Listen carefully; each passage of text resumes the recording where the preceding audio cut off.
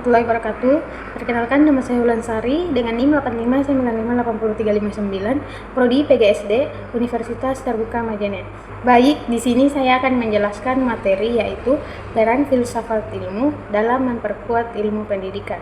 Pada kesempatan ini, saya akan memaparkan bagaimana hubungan timbal balik antara filsafat ilmu dan ilmu pendidikan, serta peran penting filsafat ilmu dalam memperkuat landasan dan praktek pendidikan.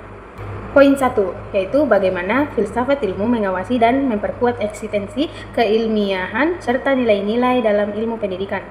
Filsafat ilmu berfungsi sebagai landasan dasar yang menentukan apa itu pendidikan, bagaimana cara mempelajarinya, dan apa tujuannya. Pada poin eksistensi, yaitu filsafat ilmu memberikan dasar ontologis yang menjelaskan hakikat pendidikan, hakikat manusia yang dididik, dan hakikat pengetahuan yang disampaikan. Hal ini membuat ilmu pendidikan memiliki identitas yang jelas sebagai bidang keilmuan, bukan sekedar praktik kebiasaan. Pada keilmiahan, melalui prinsip-prinsip keilmuan, filsafat ilmu menetapkan standar bagaimana pengetahuan pendidikan dikembangkan, diuji, dan divalidasi. Ini memastikan teori dan metode pendidikan dibangun secara logis, sistematis, dan dapat dipertanggungjawabkan, sehingga terhindar dari pandangan yang tidak berdasar. Pada nilai-nilai, filsafat ilmu juga mengandung dimensi aksiologis yang menentukan nilai apa yang harus ditanamkan. Dalam pendidikan, ini berarti mengarahkan pendidikan tidak hanya untuk mentransfer pengetahuan, tetapi juga membentuk karakter, moral, dan kemanusiaan yang baik sesuai dengan nilai yang dijunjung masyarakat. Selanjutnya, poin kedua yaitu bagaimana pendidikan yang bermakna dan bernilai turut memperkuat perkembangan filsafat ilmu. Hubungan ini bersifat timbal balik. Jika filsafat ilmu menjadi landasan, maka pendidikan menjadi ladang penerapan sekaligus sumber pengembangan filsafat itu sendiri. Pendidikan yang bermakna adalah pendidikan yang tidak hanya mengisi pikiran, tetapi juga mengembangkan kemampuan berpikir kritis, rasional, dan reflektif, yang merupakan inti dari cara berpikir filsafat. Ketika pendidikan mampu membentuk manusia yang berpikir kritis dan mampu mempertanyakan hakikat, asal-usul, dan tujuan pengetahuan, maka hal itu melahirkan pemikiran-pemikiran baru yang memperkaya dan memperkuat perkembangan filsafat ilmu itu sendiri.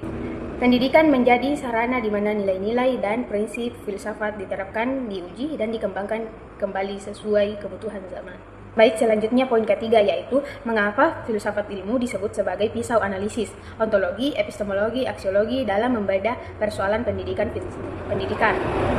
Filsafat ilmu disebut pisau analisis karena memiliki 3 pilar utama yang berfungsi membedah setiap masalah pendidikan hingga ke akarnya, yaitu ontologi atau apa yang ada, yaitu menjawab pertanyaan apa hakikat pendidikan, hakikat peserta didik, dan hakikat pengetahuan. Misalnya, apakah anak ini lahir sudah memiliki potensi atau kosong?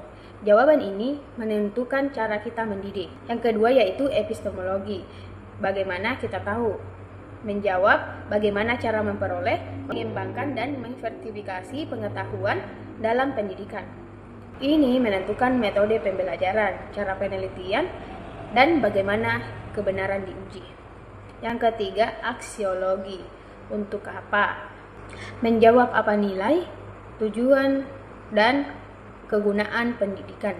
Apakah pendidikan hanya untuk kecerdasan intelektual atau juga untuk moral dan keterampilan hidup?